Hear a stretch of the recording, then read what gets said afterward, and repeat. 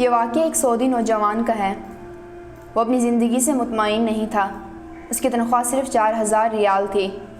شادی شدہ ہونے کی وجہ سے اس کے اخراجات اس کی تنخواہ سے کہیں زیادہ تھے۔ مہینہ ختم ہونے سے پہلے ہی اس کی تنخواہ ختم ہو جاتی اور اسے قرض لینا پڑتا۔ یوں آہستہ آہستہ قرضوں کی دلدل میں ڈوبتا جا رہا تھا اور اس کا یقین بنتا جا رہا تھا کہ اب اس کی زندگی اسی حال میں ہی گزرے گی۔ اس کے باوجود اس کی بیوی اس کی ہر ضرورت کا خیال کرتی، لیکن قرضوں کے بوجھ میں تو سانس لینا بھی دشوار ہوتا ہے۔ ایک دن وہ اپنے دوستوں کے مجلس میں گیا۔ وہاں اس دن ایک ایسا دوست بھی موجود تھا جو صاحب رائے آدمی تھا، اور اس نوجوان کا کہنا تھا کہ میں اپنے اس دوست کے مشوروں کو قدر کی نگاہ سے دیکھتا تھا۔ کہنے لگا، میں نے اسے باتوں باتوں میں اپنی کہانی کہہ سنائی اور اپنی مالی مشکلات اس کے سامنے رکھی۔ اس نے میری بات سنی اور کہا کہ میری رائے یہ ہے کہ تم اپنی تنخواہ میں سے کچھ حصہ صدقے کے لیے مقرر کرو۔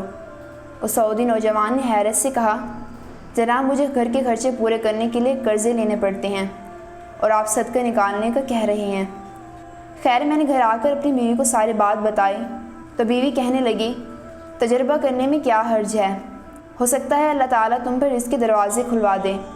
تو سعودی نوجوان نے بتایا، میں نے ماہانہ 4000 ریال میں سے 30 ریال صدقے کے لیے مقرر کرنے کا ارادہ کیا اور مہینے کے آخر میں اسے ادا کرنا شروع کر دیا۔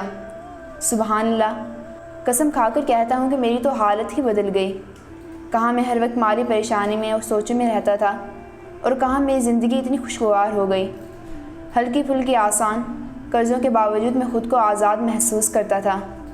پھر چند ماہ بعد میں نے اپنی زندگی کو سیٹ کرنا شروع کیا، اپنی تنخواہ کو حصوں میں تقسیم کیا، اور یوں ایسی برکت ہوئی جیسے پہلے کبھی بھی نہیں ہوئی تھی۔ میں نے حساب لگا لیا اور مجھے اندازہ ہو گیا کہ کتنے عرصے میں انشاءاللہ قرضوں کے بوجھ سے میری جان چھٹ جائے گی۔ پھر اللہ تعالیٰ نے ایک اور راستہ کھلوایا اور میں نے اپنے ایک عزیز کے ساتھ اس کے پراپرٹی ڈیلنگ کے کام میں حصہ لینا شروع کیا۔ میں اسے گاہک لا کر دیتا اور اس پر مجھے مناسب منافع حاصل ہوتا۔